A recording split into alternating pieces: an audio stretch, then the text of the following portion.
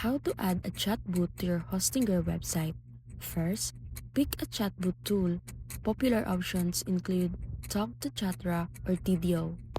For this example, we'll use Tuto because it's beginner-friendly and integrates easily with Hostinger. Step 2. Go to tuto.com and sign up for a free account.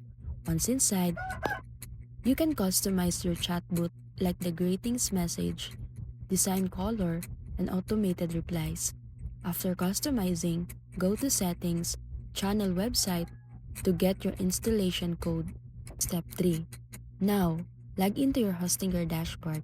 Go to Website, Edit Website, or open HP panel and click File Manager if you're using custom HTML. If you are using WordPress via Hostinger, go to Appearance, Theme File Editor, and paste the Tuto code before the closing.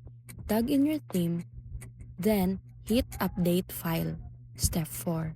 Go back to your website and refresh. You should now see your chatbot widget in the bottom corner. Test it by sending a message. It should instantly respond based on your setup. And that's it.